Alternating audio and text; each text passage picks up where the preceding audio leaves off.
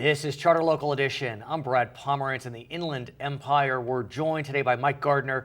He is a member of the Riverside City Council. He is also on the California Seismic Safety Commission. So we start by talking about seismic safety. We are in California. We shake quite often, and there's some good news about early warning systems, which we know are prevalent in Mexico City and Tokyo, but not so much in California. Right. We have the technology, the network is not built. We know how to do it, so we need funding for that, and some federal and state funding has recently been identified. The real struggle is how, once you have the warning system in place, you get the word out to those who need it. And see, what's interesting about warnings is, as I understand it, and please educate me if I'm wrong, the warning would be, let's say, 15, 20, 45 seconds. Is that about right? Depends on how far you are from the epicenter of the earthquake. And so you need to get the information very quickly. I can imagine cell phones. You know, we have Amber Alerts. Yeah. I can imagine receiving something on your cell phone, but that means you got to have your cell phone out there. You have to have your cell phone there, and the cell phone carriers have indicated that they cannot push the signal out quickly enough. Oh, is that true? For several years. Their technology lags the ability to take it and transmit it that quickly. Amber Alerts, for example, I guess they don't go out within 15 seconds. It can take... It may take some time. But still, for that, 5 minutes, well, you do want a quick notification, but still, it's not quite the same. It may be less critical. Now, I ask you this, I'm not sure if you know the answer. Of course, Riverside's sister city is Sendai. Yes. And there was a tremendous earthquake in Sendai and the area. They have early warning. Do you know how it worked then? It did work well for the earthquake. Really, the bigger problem in Japan in that earthquake was the tsunamis. Right. And I'm just wondering if you can use your contacts in Sendai to help facilitate the rollout. I think potentially we can. Certainly, California can learn from other countries, Japan, Mexico. Right. But the part of the issue is, once you get the warning, what do you do with it? And it's funny you say that, because I can recall, sir, God, it seems like my whole life I was always told, go to the doorway and stand in the doorway. But now I've heard, no, that's not a good idea. It's for a couple of reasons. Right. If you're in intense shaking, things may fall on you getting to the doorway. You may not be able to get there.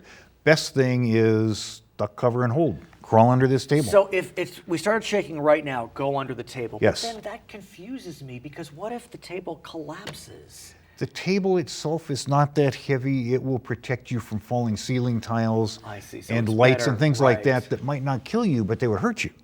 I understand. So it'd be better to have at least this table as a protector for what may be coming down from the ceiling. So, okay, you said it. We're trying to figure out what we do. How do we roll it out?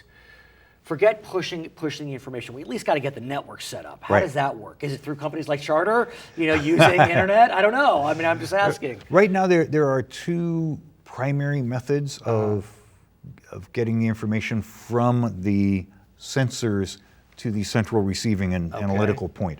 One is microwave and one is cell. Okay. There's a little bit of hardwire, but very little. That's probably not going to be the way that it works. So there's debate between, is microwave better than cell or the other way around? They both function.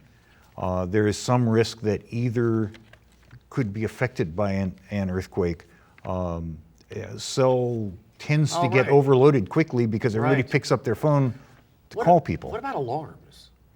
I mean, literally, sirens. Yeah, you can do that.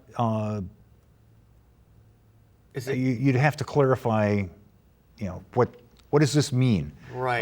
But we don't have tornado alarms here like they do in other areas. But I mean, I wonder if that's part of an education campaign. It is, and I think one of the things with earthquake early warning is most people are thinking of getting a personal notification. Right. I'm going to get something on my cell phone, or it's going to come on the television, and then I personally do something. That may be down the road, but the first thing is information coming to emergency service agencies, to utilities.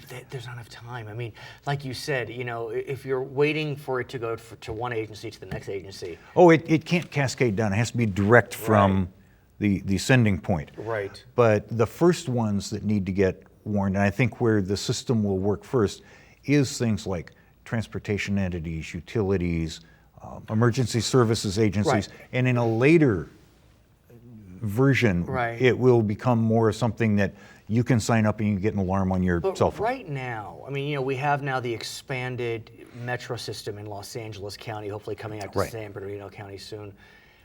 Are they notified of shaking so they can stop the trains? They aren't yet, but they could be. Really?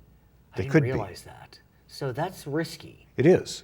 And, you know, for things like a toll bridge, you can shut the toll lane so you don't have more traffic coming onto the bridge. Even if the bridge stands up, the shaking that it undergoes can cause accidents. So how far out are we from at least notification to the transportation agencies? I think that could be within the next 5 years.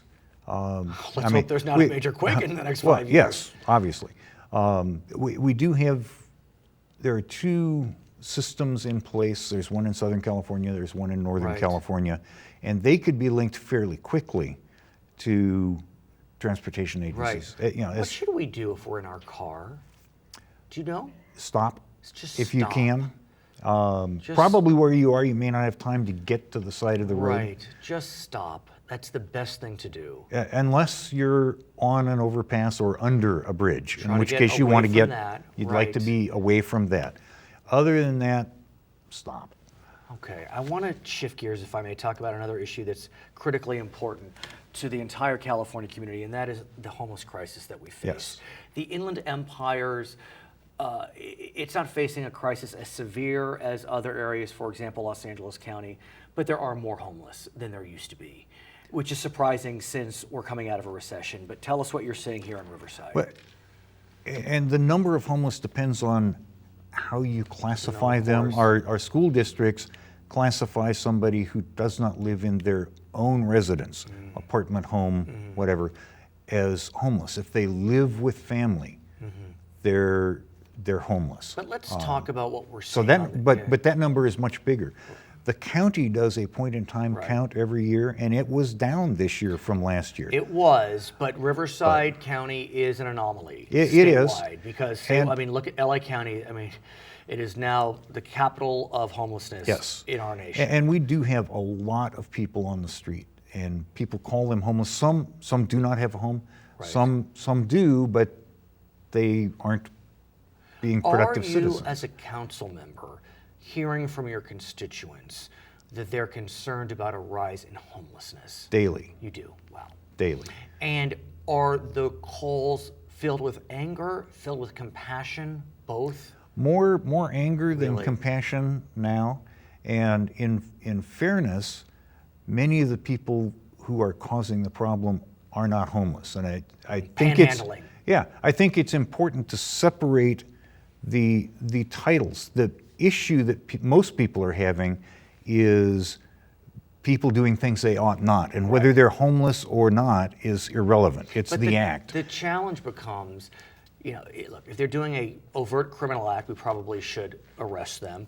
But then there's this question of these fine lines, and do we want to criminalize the homeless? No, you don't want to do that. And Riverside in particular, I think, tries to be careful not to do that. You know, we have no loitering laws or vagrancy laws that would apply to people who are on the street. We don't bother people for that. We do have some laws on behavior, and we try to enforce that.